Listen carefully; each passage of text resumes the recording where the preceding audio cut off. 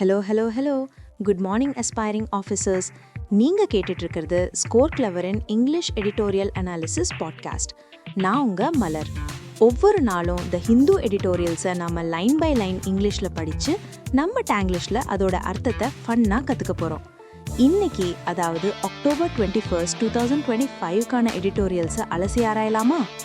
அதுக்கு முன்னாடி ஒரு முக்கியமான விஷயம். இன்னைக்கு நாம பார்க்க போற எடிட்டோரியல்ஸ்ல இருக்கிற அத்தனை இம்பார்ட்டன்ட் வொக்காபுலரிஸும் உங்களுக்கு ஒரு ப்ரீமியம் பிடிஎஃபா நம்ம ஸ்கோர் கிளவர் டெலிகிராம் சேனல்ல ஃப்ரீயா கிடைக்கும். ஸோ மறக்காம டிஸ்கிரிப்ஷன்ல இருக்கிற லிங்கை கிளிக் பண்ணி நம்ம சேனல்ல ஜாயின் பண்ணிக்கோங்க. இப்போ வாங்க முதல் எடிட்டோரியல்குள்ள போலாம். Today's first editorial is titled For a New Path on the Surrender of Key Maoist Leaders. ஒரு புதிய பாதைக்கு முக்கிய மாவோயிஸ்ட் தலைவர்கள் சரணடைவது பற்றி. With the surrender of key Maoist leaders, peace is now possible. முக்கிய மாவோயிஸ்ட் தலைவர்கள் சரணடைஞ்சதால இப்போ அமைதி சாத்தியம். Let's start. That the Maoist insurgency is on the back foot has been evident for months now. இந்த மாவோயிஸ்ட் கிளர்ச்சி இப்போ பின்னடைவை சந்திச்சிட்டு இருக்கு அப்படிங்கிறது பல மாசமாவே தெளிவா தெரியுது. ஆன் த பேக் ஃபுட்னா டிஃபென்சிவ் பொசிஷன்ல இருக்காங்க, அதாவது அவங்க கை ஓங்கி இல்ல, கொஞ்சம் அடங்கிட்டாங்கன்னு அர்த்தம். The Maoist presence has been limited to 11 districts. மாவோயிஸ்ட்களோட நடமாட்டம் இப்போ வெறும் 11 மாவட்டங்களுக்குள்ள சுருங்கிடுச்சு. With its core areas whittled down to 3. அதுலயும் அவங்களோட முக்கிய இடங்கள் வெறும் 3 குறைஞ்சிருச்சு. விட்டல்ட் டவுன்னா படிப்படியா குறைக்கிறது. The forested and remote districts of Bijapur, Narayanpur and Sukma in Chhattisgarh. சத்தீஸ்கர்ல இருக்கிற பிஜாப்பூர், நாராயண்பூர், சுக்மா மாதிரி காடுகள் நிறைந்த ரொம்ப ஒதுக்குப்புறமான மாவட்டங்கள் தான் அந்த 3. The credit for weakening what was once termed India's greatest internal security threat, ஒரு காலத்துல இந்தியாவோட மிகப்பெரிய உள்நாட்டு பாதுகாப்பு அச்சுறுத்தல்னு சொல்லப்பட்ட இந்த இயக்கத்தை பலவீனப்படுத்தினதுக்கான பெருமை நம்ம யூபிஎஸ்சி ஆஸ்பிரன்ஸ்க்கு இருக்கிற சிலபஸ் மாதிரி இதுவும் ஒரு பெரிய த்ரெட்டா இருந்துச்சு. Must be shared by security forces that adapted counter-insurgency tactics to the realities on the ground. பாதுகாப்பு படைகளையும் சேரணும், ஏன்னா அவங்க கலை யதார்த்தத்துக்கு ஏத்த மாதிரி கிளர்ச்சிக்கு எதிரான தந்திரங்களை மாத்திக்கிட்டாங்க.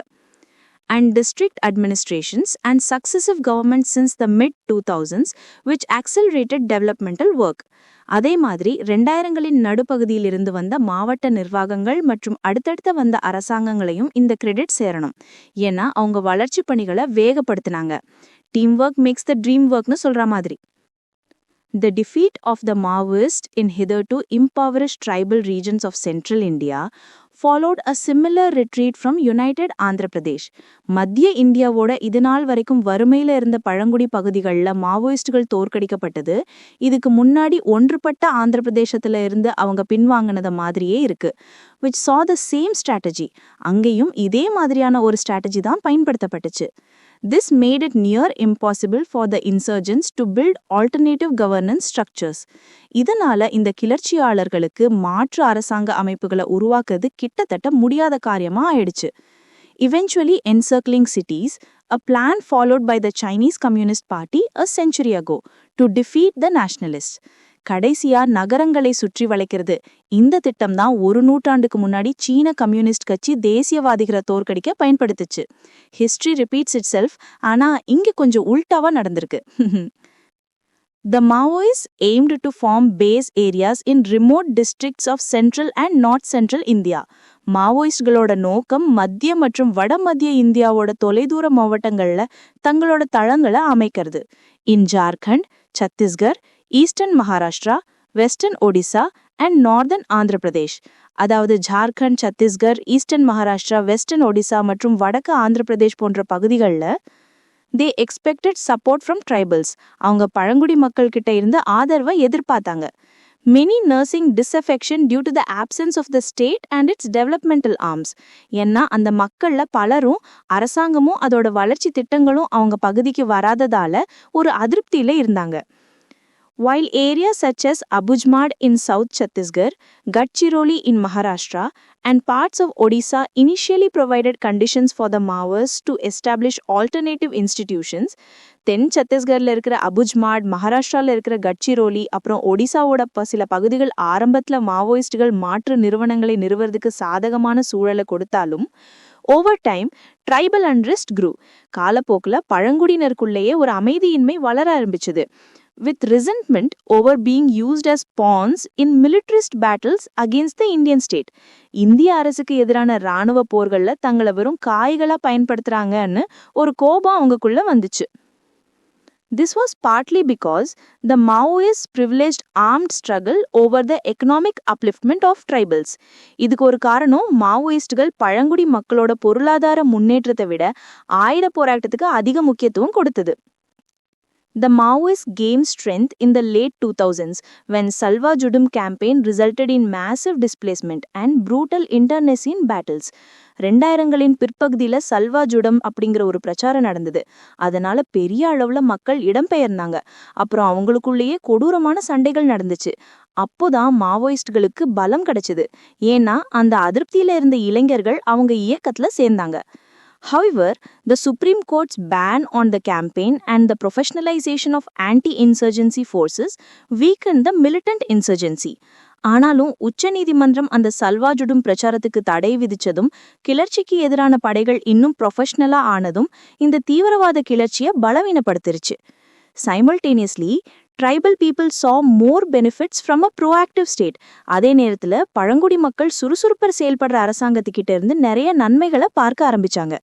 Despite persisting limitations, சில குறைபாடுகள் தொடர்ந்து இருந்தாலும் கூட, leading to growing disillusionment with the Maoist idea of a violent route towards an alternative state. இதனால ஒரு மாற்று அரசு உருவாக்க மாவோயிஸ்ட்கள் சொல்ற அந்த வன்முறை பாதை மேல அவங்களுக்கு இருந்த நம்பிக்கை குறைய ஆரம்பிச்சது. This experience mirrors what transpired in Peru, Colombia, Philippines and Malaysia. இந்த அனுபவம் பெரு, கொலம்பியா, பிலிப்பைன்ஸ் மற்றும் மலேசியா போன்ற நாடுகள்ல என்ன நடந்துச்சோ அதே பிரதிபலிக்குது. That this realization has dawned upon senior Maoist leaders is evident. இந்த யதார்த்தம் இப்போ மாவோயிஸ்டுகளோட மூத்த தலைவர்களுக்கும் புரிஞ்சிருக்குங்கிறது தெளிவா தெரியுது. When surrendered Politburo member Mollojula Venugopal Rao suggested. சரணடைந்த Politburo member Mollojula Venugopal Rao என்ன சொன்னார்னா, that the only task left was to abandon the dogmatic practice of the Chinese and Russian lines. Now மிச்சம் இருக்க ஒரே வேலை சீனா மற்றும் ரஷ்யாவோட கொள்கைகளை கண்மூடித்தனமா பின்பற்றத கைவிடுறது தான். Regardless of the change in circumstances and time in India. இந்தியாவோட சூழ்நிலைகளும் காலமும் மாறினதை கவனத்துல கொள்ளாம அதே பிடிச்சிட்டு தொங்குறத விடணும்னு சொல்லியிருக்காரு. Finally, டியூப்லைட் எரியுது. This opens the opportunity for the cadres to utilize spaces within Indian democracy for political engagement. இது அந்த இயக்கத்தோட தொண்டர்கள் இந்திய ஜனநாயகத்துக்குள்ள இருக்கிற இடங்களை பயன்படுத்தி அரசியல் ரீதியா ஈடுபடுறதுக்கு ஒரு வாய்ப்பு திறக்குது. Even if it has not convinced all the insurgents as yet, இது இன்னும் எல்லா கிளர்ச்சியாளர்களையும் சமாதானப்படுத்தலைனாலும் இது மிச்சம் இருக்கிற மாவட்ட மக்களுக்கும் அவங்களோட முன்னேற்றத்துக்காக உழைக்கிறவங்களுக்கும் ரொம்ப நல்லது செய்யும். If the Maoists abandon their struggle, மாவோயிஸ்டுகள் அவங்களோட போராட்டத்தை கைவிட்டா. A very positive note to end on. All right folks, முதல் எடிட்டோரியல் முடிஞ்சது. ஒரு சின்ன பிரேக், ஆனால் ரொம்ப முக்கியமான பிரேக். நீங்கள் எல்லாரும் ஒகாபுலரிஸ், இடியம்ஸ், ஃப்ரேசஸ்னு எக்கச்சக்கமாக படிக்கிறீங்க. ஆனால் படித்ததெல்லாம் மறந்து போகுதா? கவலையே வேண்டாம். நம்ம ஸ்கோர் கிளவர் ஆப் இப்போ கூகுள் பிளே ஸ்டோரில் இருக்குது. இதில் இருக்கிற யுனிக் லேர்னிங் டெக்னிக் மூலமாக நீங்கள் ஒரு தடவை படித்தா போதும், வாழ்க்கையில் மறக்கவே மாட்டீங்க. அதுக்கு நான் கேரண்டி. ஸோ உடனே போய் நம்ம ஆப்பை டவுன்லோட் பண்ணுங்க. அப்புறம் இந்த மாதிரி பாட்காஸ்ட் இனிஷியேட்டிவ் உங்களுக்கு பிடிச்சிருக்கான்னு மறக்காம கமெண்ட்ல சொல்லுங்க. இந்த மாதிரி ஒரு பாட்காஸ்ட் ரெடி பண்றதுக்கு நிறைய எஃபர்ட் ஆகுது. ஸோ உங்க சப்போர்ட் ரொம்ப முக்கியம். ஒரு லைக், ஒரு ஷேர், அப்புறம் மறக்காம சப்ஸ்கிரைப் பண்ணிருங்க. Okay, breaks over. வாங்க ரெண்டாவது எடிட்டோரியலுக்கு போலாம். The second editorial is titled Fire in the Sky on Deepavali and the Battle for Clean Air. வானத்தில் நெருப்பு, தீபாவளி மற்றும் தூய்மையான காற்றுக்கான போராட்டம் பற்றி. The Eternal Battle.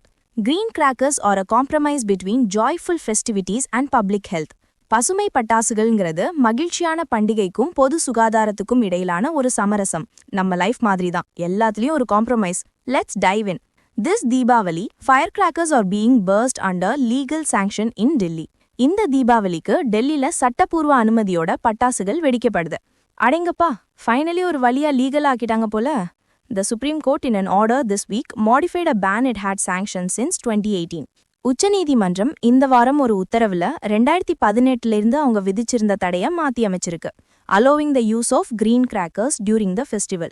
பண்டிகை நேரத்துல பசுமை பட்டாசுகளை பயன்படுத்த அனுமதிச்சிருக்கு. While the decision comes with caveats on implementation. இந்த முடிவுல அதை செயல்படுத்துறதுக்கு சில நிபந்தனைகள் இருந்தாலும் caveatsனா warnings or conditions. It underscores the continuous challenge authorities face. இது அதிகாரிகள் எதிர்கொள்ளும் தொடர்ச்சியான சவாலை எடுத்துக்காட்டுது. In dealing with pressures from cultural norms and economic activity. கலாச்சார விதிமுறைகள் மற்றும் பொருளாதார நடவடிக்கைகளால வர அழுத்தங்களை சமாளிக்கிறதுல while prioritizing public health and environmental safety. அதே சமயம் பொது சுகாதாரம் மற்றும் சுற்றுச்சூழல் பாதுகாப்புக்கு முன்னுரிமை கொடுக்க வேண்டி இருக்கு. எல்லா பக்கமும் இடி வாங்குறாங்க பாவம். The reintroduction of legally sanctioned, less polluting options marks a shift in government policy. சட்டப்பூர்வமா அனுமதிக்கப்பட்ட குறைவான மாசு ஏற்படுத்தும் இந்த ஆப்ஷன்ஸை மறுபடியும் கொண்டு வரது அரசாங்கத்தோட கொள்கையில ஒரு மாற்றத்தை காட்டுது. After the BJP came to power, BJP ஆட்சிக்கு வந்ததுக்கு அப்புறம் and aims to accommodate traditional celebrations. இதோட நோக்கம் பாரம்பரிய கொண்டாட்டங்களுக்கும் இடம் கொடுக்கிறது. While acknowledging the severe environmental impact of conventional fireworks in Delhi. அதே நேரம் டெல்லியில வழக்கமான பட்டாசுகளால ஏற்படுற கடுமையான சுற்றுச்சூழல் பாதிப்பையும் ஒத்துக்கிட்டு which is disproportionately affected by noxious winter air. Delhi குளிர்காலத்துல வர நச்சு புகையால மத்த இடங்களை விட ரொம்பவே அதிகமா பாதிக்கப்படுது. This move recognizes that for many across India, the use of fireworks is an integral cultural expression of joy during the Festival of Lights. இந்த நடவடிக்கை ஒரு விஷயத்தை ஏத்துக்குது. இந்தியா முழுக்க பலருக்கும் தீபாவளி அப்போ பட்டாசு வெடிக்கிறதுங்கிறது அவங்க மகிழ்ச்சியை வெளிப்படுத்துற ஒரு பிரிக்க முடியாத கலாச்சார அம்சம். Furthermore, the firecracker industry supports the livelihoods of lakhs of people. அது மட்டும் இல்லாம பட்டாசு தொழில் லட்சக்கணக்கான மக்களோட வாழ்வாதாரத்தை ஆதரிக்குது. Making economic considerations part of the regulatory landscape. இதனால பொருளாதார காரணிகளும் இந்த ஒழுங்குமுறை அமைப்புல ஒரு பகுதியா இருக்கு. However, as the history of Delhi's air pollution shows, ஆனா டெல்லியோட காற்று மாசுபாட்டு வரலாற்றை பார்த்தா the battle for clean air is a complex interplay of meteorology, economic structure, population and geography. தூய்மையான காற்றுக்கான இந்த போராட்டம்ங்கிறது வானிலை, பொருளாதார அமைப்பு, மக்கள் தொகை மற்றும் புவியியல்னு பல விஷயங்களோட ஒரு சிக்கலான கலவை. யூபிசி மெயின்ஸ் ஆன்சர் மாதிரியே இருக்குல்ல. Multiple expert bodies and task forces have deployed science and widespread measurements. பல நிபுணர் குழுக்களும் பணிப்படைகளும் அறிவியலையும் பரவலான அளவீடுகளையும் பயன்படுத்தி at a scale few cities in the world have attempted.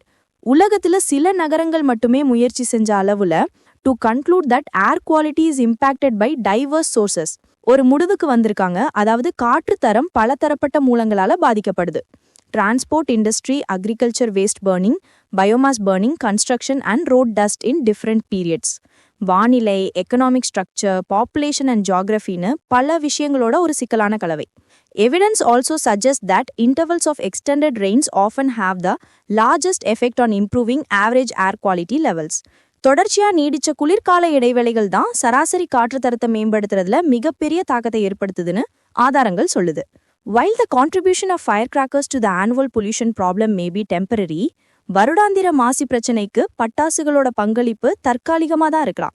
But the data confirms that the resultant spike makes an already bad air situation worse. ஆனா அதனால ஏற்படுற திடீர் உயர்வு ஏற்கனவே மோசமா இருக்கிற காற்று சூழலை இன்னும் மோசமாக்குதுன்னு டேட்டா சொல்லுது. Allowing the use of scientifically developed green crackers. அறிவியல் பூர்வமா உருவாக்கப்பட்ட பசுமை பட்டாசுகளை பயன்படுத்த அனுமதிக்கிறது, which are estimated to be about 2/3 less noxious. அதாவது அது சாதாரண பட்டாசை விட 3/2 நச்சுத்தன்மை கொண்டதுன்னு மதிப்பிடப்படுது. is an effort to tolerate a temporary surge under controlled conditions. இது கட்டுப்படுத்தப்பட்ட சூழல்ல ஒரு தற்காலிக உயர்வை சகிச்சிக்கிற திறன் பறந்ததுக்கான முயற்சி. This approach seeks to find a middle ground between honoring tradition and minimizing harm. இந்த அணுகுமுறை பாரம்பரியத்தை மதிக்கிறதுக்கும் பாதிப்பை குறைக்கிறதுக்கும் நடுவுல ஒரு பொதுவான வழியை கண்டுபிடிக்க முயற்சி பண்ணுது. But while green crackers represent an improvement over conventional ones, they are not zero emission products. ஆனா பசுமை பட்டாசுகள் வழக்கமான பட்டாசுகளை விட ஒரு முன்னேற்றமா இருந்தாலும் அது zero emission கிடையாது. அதிலிருந்தும் புகை வரும். In legalizing this less effulgent option, இந்த குறைவான ஒளி வீசும் ஆப்ஷனை சட்டப்பூர்வமா ஆக்கும்போது governments and ports must be careful not to take the focus away from the need for public commitment to stricter environmental norms. அரசாங்கங்களும் நீதிமன்றங்களும் ஒரு விஷயத்துல கவனமா இருக்கணும். கடுமையான சுற்றுச்சூழல் விதிமுறைகளுக்கு மக்கள்கிட்ட எம்மர்மெண்ட் உண்டு. rooted in science and reason, not in hope and faith. அந்த விதிமுறைகள் அறிவியலையும் காரணத்தையும் அடிப்படையா கொண்டதா இருக்கணுமே தவிர நம்பிக்கையும் எதிர்பார்ப்பையும் மட்டும் இல்ல. There is no alternative to comprehensive, consistent action against all sources of pollution. பொல்யூஷனோட எல்லா மூலங்களுக்கும் எதிராக விரிவான தொடர்ச்சியான நடவடிக்கை எடுக்கிறதுக்கு வேறு எந்த மாற்று வழியும் இல்லை. Period. And that's a wrap on the second editorial. Alright champs, இன்னைக்கு எடிட்டோரியல்ஸ் அலசி முடிச்சாச்சு. ஆனா நம்ம வேலை இன்னும் முடியல. கட்டுக்கிட்ட vocab டெஸ்ட் பண்ண வேண்டாமா? அதுக்கு தான் இருக்கு நம்ம எடிட்டோரியல் vocab லீக். இது வெறும் குவிஸ் இல்ல, இது IPL ஃபார் எடிட்டோரியல் vocabulary. ஒவ்வொரு நாளும் சாயங்காலம் 7 மணிக்கு நம்ம டெலிகிராம் சேனல்ல லைவா நடக்கும். இன்னைக்கு நம்ம பார்த்த எடிட்டோரியல் vocabulary தான் கொஸ்டின்ஸ் வரும். மந்த்லி லீக், ஸ்கோர்ஸ், ரிவார்ட்ஸ்னு ஒரே திருவிழா தான். ஸோ நீங்களும் இந்த எடிட்டோரியல் vocabularyயில் கலந்துக்கிட்டு ஒரு கை பார்க்கணும்னா உடனே நம்ம டெலிகிராம் சேனல்ல ஜாயின் பண்ணுங்க. ஜாயினிங் லிங்க் டிஸ்கிரிப்ஷன்ல இருக்கு. See you there at 7 PM sharp. This is your host Malar from Score Clever, signing off. Keep planning, keep growing. Bye bye.